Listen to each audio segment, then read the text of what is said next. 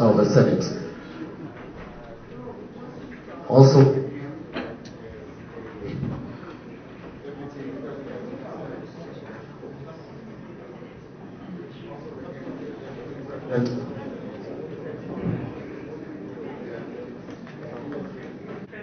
issues in my portfolio, so I have the highest respect, obviously, for the work that the Senate and Parliament has in all countries. It's a very important body to push all issues further. My delegation, as you heard, is composed of the head of Women in Nigeria, as well as the regional director based in Dakar, and the rest of our team. This is my first time visiting Nigeria, and I am very happy to do so. We've had a very interesting program. We met with His Excellency the Vice President of Nigeria. We met with the Women's Affairs Minister, as well as other representatives from the government. We have also met with women politicians before in Nigeria. And obviously, whatever happens in Nigeria plays a very important role in the rest of the region and also in the rest of the world. Nigeria is very influential as a country, as an economy, and people look to Nigeria to see examples of progress and political initiatives. So thank you so much for having us, and if you would like to comment on that, I have been told during my 3 days so far in Nigeria, I will also at the end of the visit travel to the north of the country, but I have been told, not least by women politicians, that they are discussing among themselves, and I understand that there is a bill that was presented a few years ago about political participation and a possible quota for that, and I would just be very interested in knowing your view on that, and to which extent you and women could be of support for you in any initiative you would like to take for women's higher representation in Parliament and in politics. Thank you again so much for taking the time to see us. Thank you. Thank you very much. Single out our distinguished chair of the Senate Committee on Women Affairs and members of the committee present. Let me, on behalf of my colleagues here and those who are not, welcome you most sincerely to the Senate, and particularly to this meeting, courtesy call.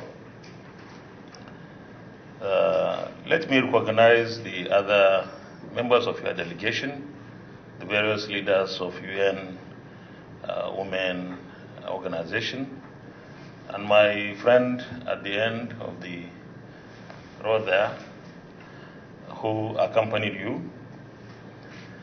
Let me recognize our friends, the media, the gentlemen of the press, who will tell the world much about this meeting. Distinguished ladies and gentlemen,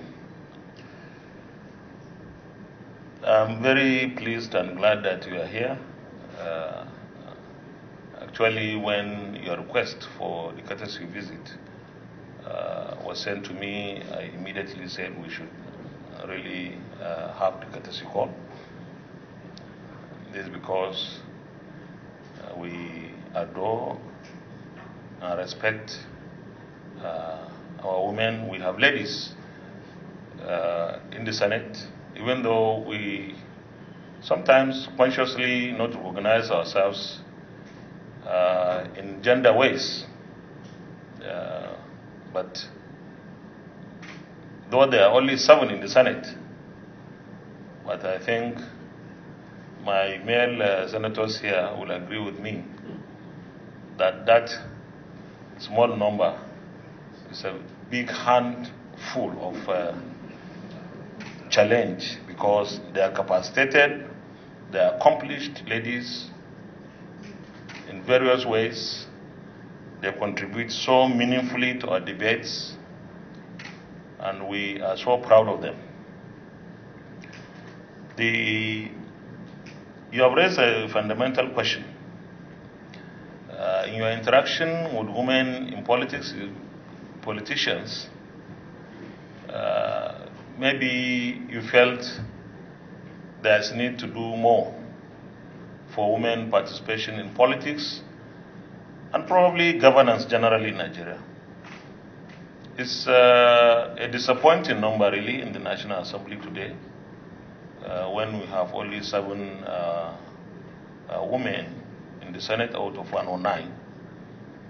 I believe that we can do more, we can do better. Previous assemblies had more women in the Senate, since I've been in the Senate in 2007.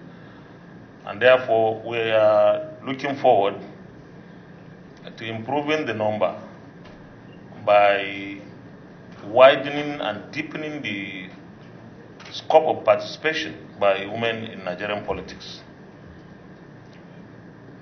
The 8th Assembly passed the Not Too Young to Run law now, and that helped our younger ones to participate in running for various offices, State Assembly, House of Representatives, and even the Senate. Today in the Senate we have about 3 senators who are under 45. Of course, in the House of Representatives we have people within the age bracket of 33, 34, 35, and that is a good development for the younger ones. And if we can do that for our younger ones, to be properly given sufficient platform and ground to participate in politics and governance, I think we even need to do more for our women, our mothers, to have more say, more participation in not only politics but governance as well. So we are really positively disposed to supporting anything and everything that will widen the space, the political space, for our women to participate fully and successfully, really. I believe that with the kind of percentage of the population that our women in Nigeria have, they deserve to be there on the table when decisions will be taken. And that is something that we all have to do together. While we may have dominant male chamber, for example, in the Senate, I think at heart we should be able to be women. That is to say that we should work together with the 7 women in the Senate, for example, to promote and protect legislations that will give our women in this country some kind of affirmative action, some kind of support that will engender and sustain their level of participation, and of course, not only in the legislature or in politics, but in governance generally. We have to get the right mix, the proper mix of men and women for our organizations to perform optimally. I believe that because God created us the way He did for a purpose, that we're able to have the participation, the contribution of each and every one of us in terms of gender for us to produce a whole. So we are going to work assiduously to ensure that we provide and sustain deeper and wider political space for our women to continue to contribute to national development.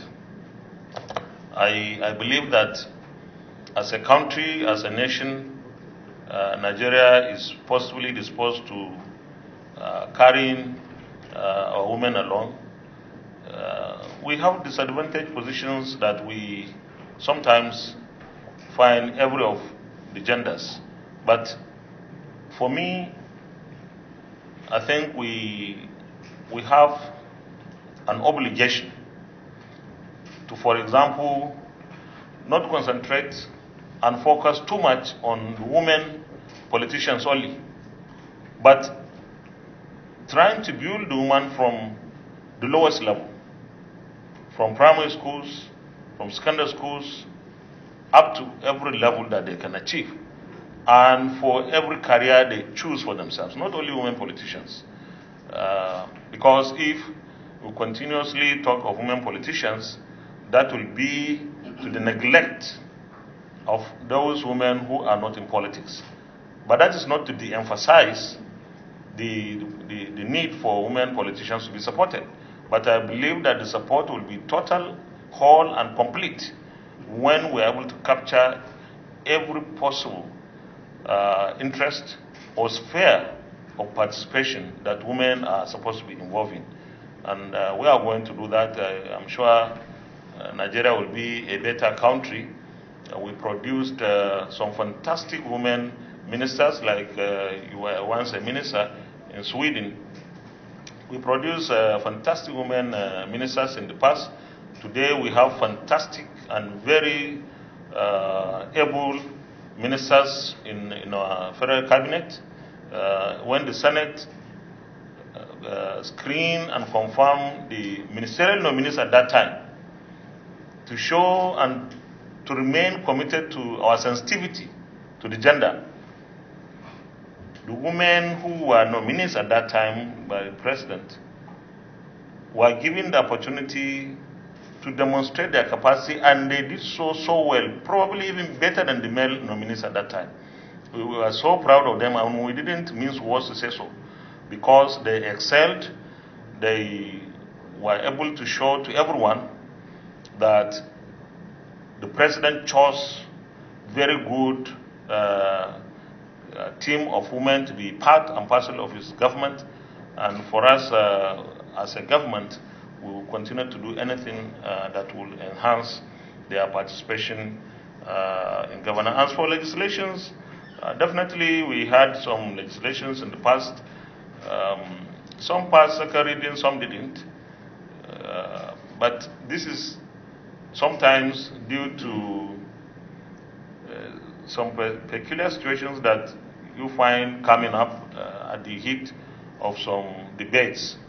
I believe that we'll campaign, we'll lobby more, we'll try to enlighten people, we'll try to educate people that when we have issues that require legislation to make participation of women in governance better, we should do so wholeheartedly and ensure that we give the women who constitute more than 50% of the Nigerian population the kind of support that they need to be part and parcel of major decisions that will be taken for this country to move forward. Thank you once again for coming, and I want to assure you and your team that here you have partners, all of us here. Well, my brother here, the Deputy President of the Senate, sometimes wears wrapper, you know. So that is part of his official dress, but it's cultural as well. But even those of us who don't wear wrapper, we are all here. I am a he for she, and all of us here are he for she. And I want to tell you that I have 3 daughters. I love my daughters very, very well. And I will do anything and everything to make them excel in whatever way they choose to go. And I'm sure most men like their daughters probably more than the boys. Not because the boys are troublesome, but there's something in them. They are very caring, and that kind of thing endears them to you. So we are at home with what you are talking about. Thank you very much, most sincerely. You're welcome. Thank you very much, Your Excellency. Ian, Vice Chairman on the Committee on FEMA and Labour, respectively, and distinguished on Trade and Investment. We welcome you and thank you very much for coming. We'll take the group photograph after signing the register. We'll take that now.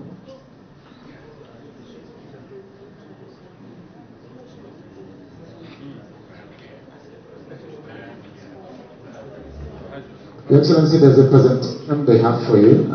Executive